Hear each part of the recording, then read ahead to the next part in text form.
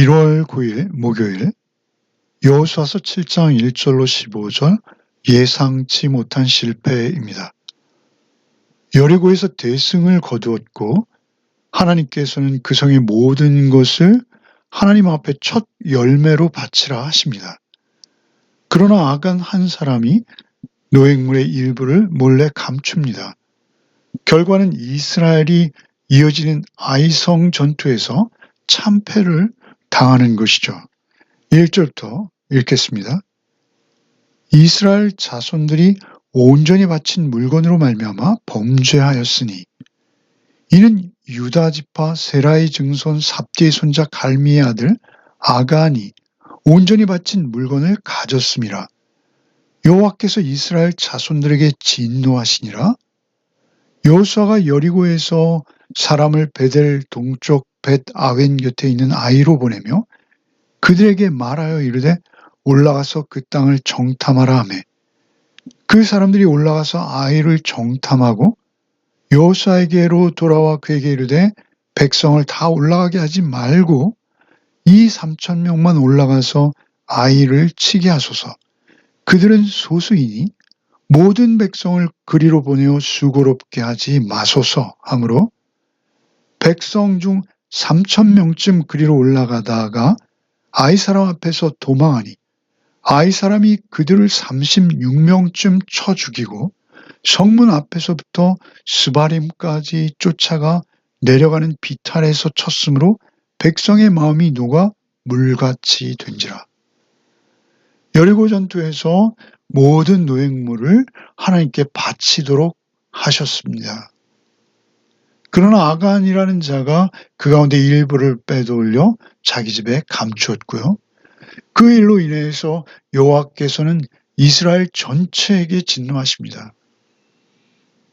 아간의 행위는 하나님의 명령을 어긴 일종의 불신앙입니다. 그러나 더 큰 차원에서 제의적으로 하나님을 향한 직접적인 도전이 되는 것입니다. 전리품을 온전히 바치는 것, 그것은 하나님과 맺은 언약이라고 하나님께서 앞서 말씀하셨기 때문입니다. 첫 전쟁에서 전리품을 온전히 바치는 것은 앞으로의 전쟁도 하나님께 속했음을 인정하는 것입니다. 오직 전쟁에서 승리의 원천은 하나님 한 분께만 있음을 고백하는 것이죠. 이 상황을 전혀 모르는 여호수아, 그는 아이성으로 정탐꾼들을 보냈습니다. 그는 요단 동편에서의 큰 승리에 젖어 있었죠. 요단강을 마른 땅으로 건너는 일, 여리고 성에서 승리를 주신 방식, 이런 걸 통해서 상당히 교만한 상태였을 것으로 보입니다. 정탐꾼들이 돌아오자 그들은 전혀 하나님께 여쭙지도 않고 스스로 작전 계획을 수립합니다. 2,000~3,000명이면 충분히 승리를 거둘 수 있다라고 스스로 판단해 버리는 것이죠. 그리고 이스라엘은 3절에서 아이성 사람들은 소수이니 모든 백성을 그리로 보내어 수고롭게 하지 말자 생각하는 것입니다. 지금까지 이룬 모든 승리가 자신들의 수고로 이루어진 것처럼 여기는 것이죠. 물론 그들이 패배한 원인은 아간의 범죄입니다. 그러나 그들의 교만한 태도도 분명히 문제인 것이죠. 하나님께 전혀 여쭙지도 않았습니다. 뿐만 아니라 스스로 모든 것을 이루었다는 착각을 하고 있는 것이죠. 결과는 참패였습니다. 3,000명이 아이성을 공격하다가 36명이 전사하고 그들에게 쫓겨 그 내리막에서 비참하게 도망하는 수모를 당한 것이죠. 또한 그들의 마음이 물같이 되었다라고 본문은 말하고 있죠. 여리고에서는 여리고의 주민들이 여호와의 소문만을 듣고도 마음이 물같이 되었습니다. 그러나 이제는 반대로 오히려 이스라엘의 마음이 물같이 된 것이죠. 6절 이하를 읽겠습니다. 여호수아가 옷을 찢고 이스라엘 장로들과 함께 여호와의 궤 앞에서 땅에 엎드려 머리에 티끌을 뒤집어 쓰고 저물도록 있다가 이르되 슬프도소이다. 주 여호와여 어찌하여 이 백성을 인도하여 요단을 건너게 하시고 우리를 아모리 사람의 손에 맡겨 멸망시키려 하셨나이까. 우리가 요단 저쪽을 만족하게 여겨 거주하였더라면 좋을 뻔하였나이다. 주여, 이스라엘이 그의 원수들 앞에서 돌아섰으니 내가 무슨 말을 하오리까. 가나안 사람과 이 땅의 모든 사람들이 듣고 우리를 둘러싸고 우리 이름을 세상에서 끊으리니 주의 크신 이름을 위하여 어떻게 하려 하시나이까 하니, 여호수아가 옷을 찢습니다. 여호와의 궤 앞에 엎드려 머리에 티끌을 뒤집었습니다. 그리고 하나님께 호소하죠. 이스라엘이 대적 가나안 족속에 패한 것은 하나님께서 그렇게 하신 것이나 다름없다라는 것이죠. 결국 가나안의 그 작은 성의 주민들 앞에서 자신들이 뒤를 보였고 전사자까지 생기는 참패를 당하였으니 앞으로가 걱정된다는 것입니다. 그들은 이제 용기를 내어서 모두가 연합해서 오히려 우리를 둘러싸고 반격해 올 것이다. 그럴 때 우리의 이름은 끊어질 것이다 라고 말하는 것이죠. 더욱이 자신들의 패배로 인해서 자신들이 패배하는 것은 괜찮으나 여호와의 거룩하신 이름이 가나안 족속들에게 멸시당하지 않을까 염려스럽다는 것입니다. 사실 이런 기도는 일찍이 모세의 중보기도에서도 나타난 바가 있습니다. 이런 기도에 하나님께서는 즉시 응답하시죠. 10절 이하를 읽겠습니다. 여호와께서 여호수아에게 이르시되 일어나라. 어찌하여 이렇게 엎드렸느냐? 이스라엘이 범죄하여 내가 그들에게 명령한 나의 언약을 어겼으며 또한 그들이 온전히 바친 물건을 가져가고 도둑질하며 속이고 그것을 그들의 물건들 가운데 두었느니라. 그러므로 이스라엘 자손들이 그들의 원수 앞에서 능히 맞서지 못하고 그 앞에서 돌아섰나니 이는 그들도 온전히 바친 것이 됨이라. 그 온전히 바친 물건을 너희 중에서 멸하지 아니하면 내가 다시는 너희와 함께 있지 아니하리라. 너는 일어나서 백성을 거룩하게 하여 이르기를 너희는 내일을 위하여 스스로 거룩하게 하라. 이스라엘의 하나님 여호와의 말씀에 이스라엘아 너희 가운데 온전히 바친 물건이 있나니 너희가 그 온전히 바친 물건을 너희 가운데에서 제하기까지 내 원수들 앞에 능히 맞서지 못하리라. 너희는 아침에 너희의 지파대로 가까이 나오라. 여호와께 뽑히는 그 지파는 그 족속대로 가까이 나올 것이요 여호와께 뽑히는 족속은 그 가족대로 가까이 나올 것이요 여호와께 뽑히는 그 가족은 그 남은 자들이 가까이 나올 것이며 온전히 바친 물건을 가진 자로 뽑힌 자를 불사르되 그의 모든 소유를 그리하라. 이는 여호와의 언약을 어기고 이스라엘 가운데에서 망령된 일을 행하였음이라 하셨다 하라. 하나님께서는 이 작은 전쟁에서 이스라엘이 패배한 원인을 말씀해 주십니다. 그리고 그 처방까지 내려주십니다. 먼저 10절에 여호수아를 향해서 일어나라 하십니다. 일어나라라는 이 히브리 단어는 쿰인데요. 힘을 내라, 담대하라 이런 의미를 내포하고 있습니다. 하나님께서는 먼저 그 패배의 원인을 말씀하시기 전에 여호와의 언약의 신실하심을 절대 의심하지 말라는 것입니다.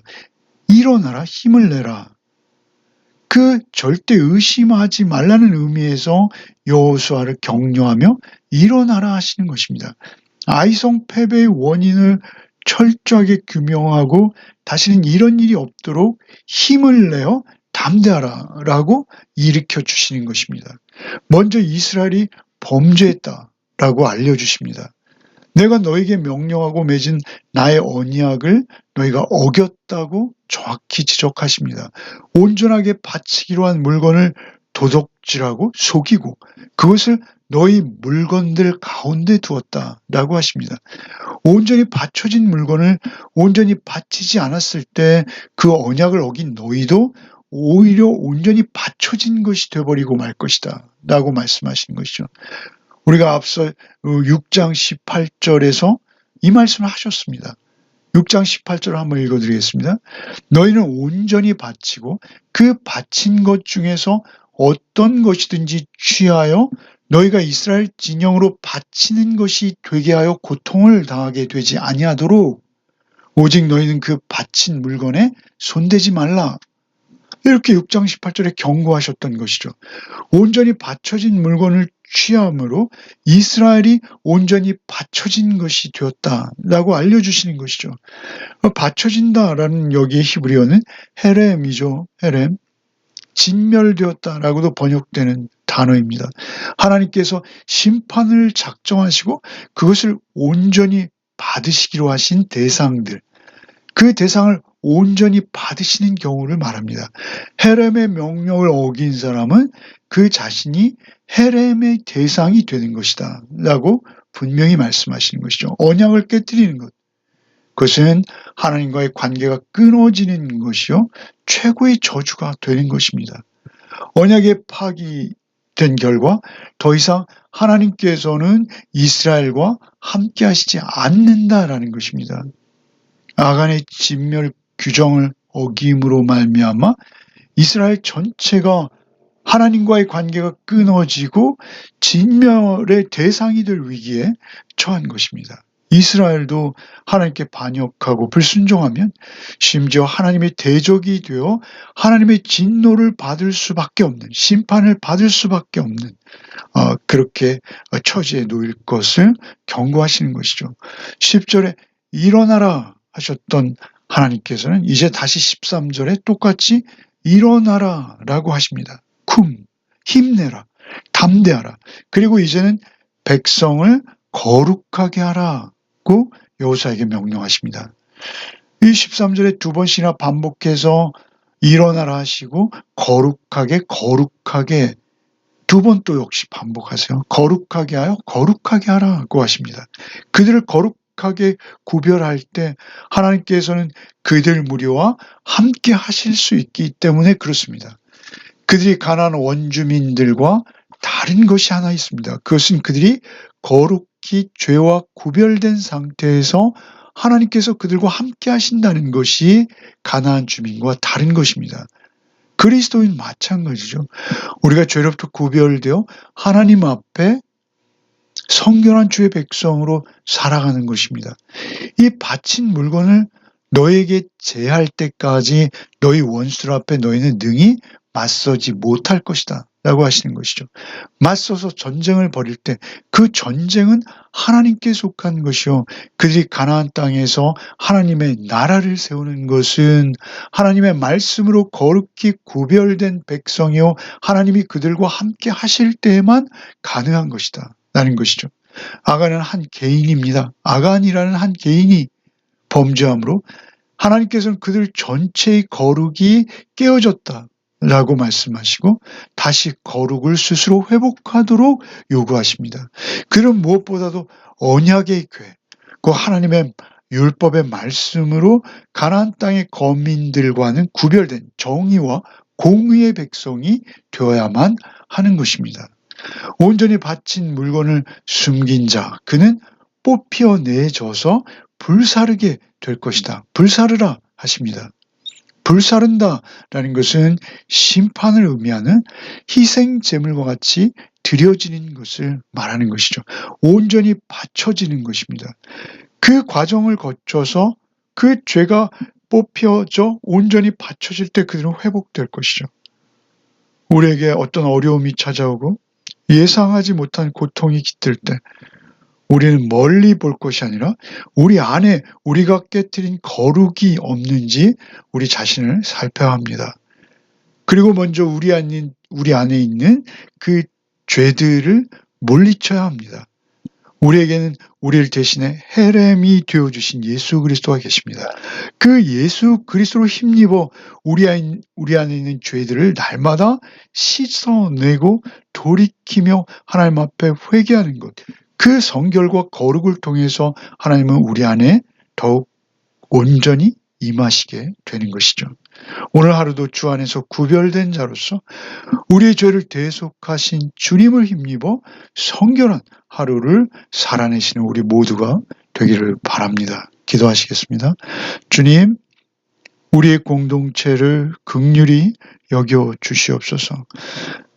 우리가 아니 내 자신이 먼저 주님의 말씀 안에서 더욱 구별된 자로 서 갈 수 있도록 도와주옵소서. 일어나라, 힘을 내라, 담대하라고 하시는 주의 음성을 듣게 하시며 더욱 구별된 삶으로 나갈 수 있는 우리 모두가 되게 하여 주시옵소서. 오늘 하루도 오직 주 안에서, 주님 안에서 생각하며 말하며 행동하는 하루가 되게 하여 주옵소서. 예수 그리스도 이름 받들어 기도하옵나이다. 아멘.